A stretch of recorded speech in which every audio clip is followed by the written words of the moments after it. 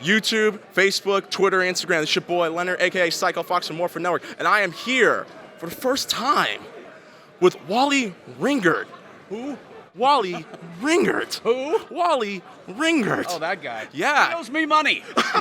You may remember him as Psycho Blue, the voice of Psycho Blue from Power Rangers in Space. And you might also know him as the Riddler from the Batman Arkham games, the Transformers series, and many, many more. Wally, how are you doing today, man? I'm doing great, Leonard. Thank you much for coming and hanging out at my table and putting me on camera on YouTube. This is fantastic. Hey, man, I'm excited to be here, too, just as much as you are. So how are you enjoying the con so far? I know we just started, but how are you enjoying it right now? Well, I got here a little late because I'm not so much of a morning person, but here I am, and everybody's really great, and it's a lot of fun, a lot of great toys, a lot of things to see, and so far so good. I've been meeting a lot of great people and having a blast so far. So excellent. Power Rangers just recently celebrated its 25-year anniversary. Power Rangers in Space just turned 10 last year, and of course you're in Power Rangers Lost Galaxy. Right. How does it feel now, knowing that you are part of this legacy?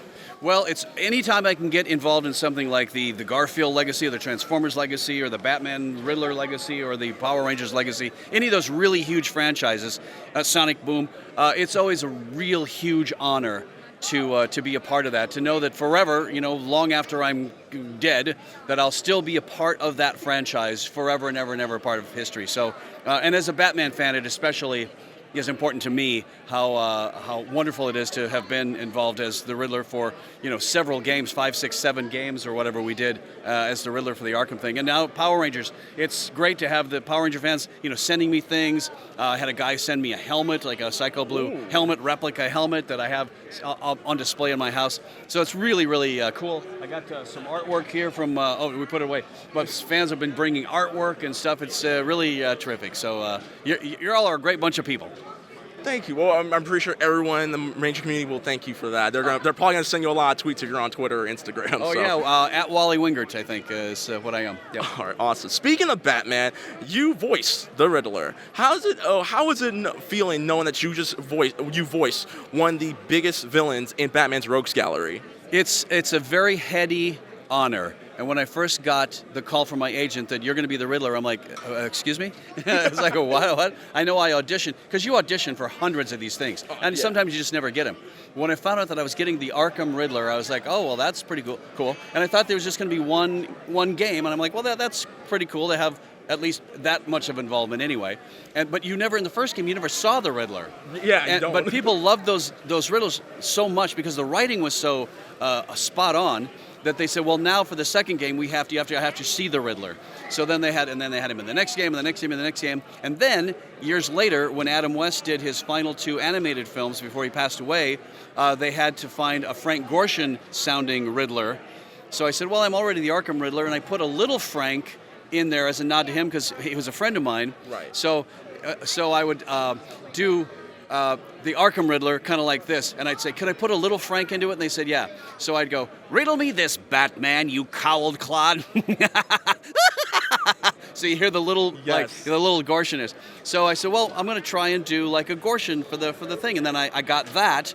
I am the Riddler, Batman, you cowled clod. So I thought, wow, that's fun to be able to do Frank.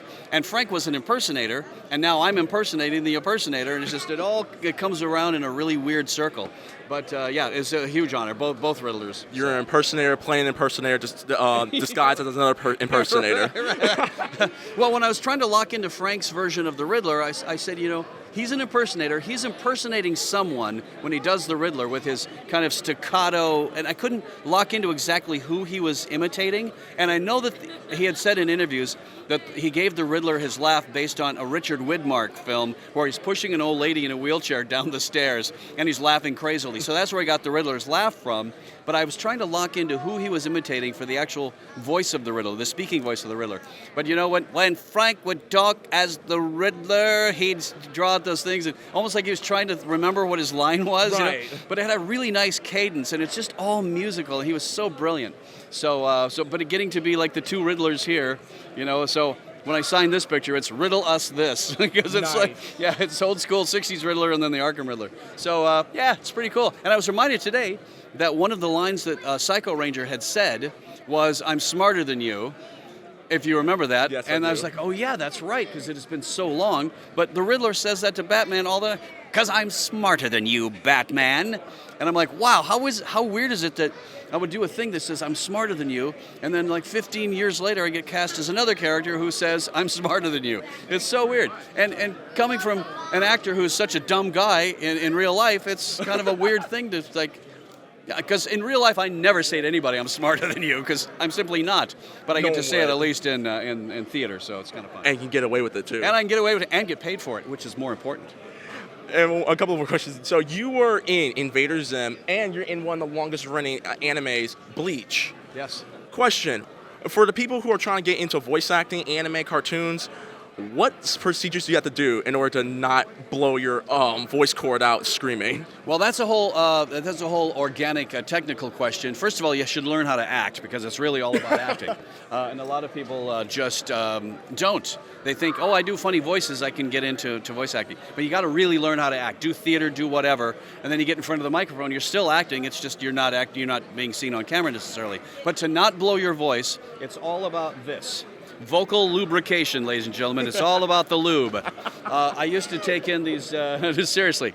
It's a vocal lubricant is always good. Water is great. I used to take in those 2-liter bottles for a session. 2-liter bottles, and I'd be done with them by the time the session was over. I bring those to me in the gym, so I get what you mean, exactly, man. Yeah, and it's not like you're sweating it like you would at a gym to where you need to replenish your fluids, but it's just you need to keep that instrument, because if you don't, it's tantamount to driving a car without oil in it, because it's just those gears are gonna rub and your vocal cords are gonna slam together. So you just got to keep them constantly lubricated. I remember doing a Lord of the Rings video game where it was always talking like this. It's always growly. Was it Twin Towers or Return of the Kings? You know, yes. I'll just say yes. Good answer. I'm sure that one of those is right. But I just glug, glug, glug. I do a line, glug, glug, glug. I do a line, glug, glug, glug. And that's how you keep your voice. You just have to absolutely keep it lubed and know how to use your instrument as well. Right. And it all comes from down here from the diaphragm. Because if you're just speaking from your throat, it's going to go away really fast. Which is really funny on the subject of using your voice, is these TV actors who think they can do voiceover. And they get in because they think, oh, I'm on TV, I got to do makeup and everything, it's a long days, but I can go into my pajamas and I can do a voiceover thing. It'll be so easy. And they go in, and after a half an hour in a 4-hour session, their voice is completely gone, because that's not how they're trained, that's not what they do. So I'll make you a deal, TV actors. You stay out of voiceover, I'll stay out on camera stuff. How about that? We'll make a deal. So, but it's really funny because, they go in thinking it's going to be a breeze, and after a half hour, their voice is gone. They're like, wow, this is really hard. I never knew it was going to be this hard. So it's all about training and learning your instrument, and learn the psychology, or not psychology, but the physicality of how the voice actually works. How it's not just here, your voice, your vocal cords and your voice box and everything, but how the instrument is from here down to here. It's the nose, it's the cavity here for the resonance. Right. It's actually the lips, teeth, and tongue, and it's the vocal cords, making the vibrations, and it's the support from the lungs, providing the air, and this is the power. This is the diaphragm is the pump, and it pumps that air up and makes that voice come out. And here's the resonance chamber. And it's really funny. People say, Barbra Streisand, with all of her money, why doesn't she get her nose fixed? Well, you silly, silly people. The reason she doesn't get her nose fixed is that's why her voice is so great, because that's a huge resonance chamber right up there that makes her voice so rich, clear, and resonant, and you don't want to cut your nose off because it's like, well, I really like the acoustics in this room. You know what, let's close off all the rooms and make it really smaller, and then you have no acoustics anymore. It's very strange, but yes, know the physicality of how the voice actually works. That'll help too in keeping your voice. That's a really long answer to that question. I'm very sorry. No, it's all good. Hey, man, this is probably helped some voice actors out there, so I thank you for that. Nice. And one more question, Matt. So, speaking of which, I'm going to lube up right now if you'll just avert your eyes. Avert your eyes. Okay. Oh my. Avert your eyes. Avert your eyes. Avert your eyes. Okay. Okay, I'm ready. I'm lubed. Okay. I'm ready to go. My last question. Any upcoming conventions or projects that you're attending or are doing right now? It's too bad I'm such an angry guy in life that it's just nobody gets along with me. Yeah, actually I'm doing a Ranger Stop in Orlando in November, which is very exciting. Right. And again, like we said, that the fans are so great of the Power Ranger fans. They're so great that I've already been contacted by people. Hey, I work at Disney World. I work at Universal. If you want to go, I got tickets. I'm like, wow, that's pretty great. So I'm actually thinking of extending my stay there a couple of days just so I can hang out with a couple of people and fans and go to see these places. I've never been there before, so it should be fun.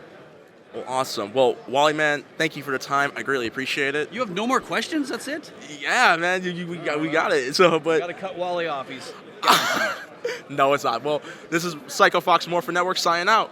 Peace.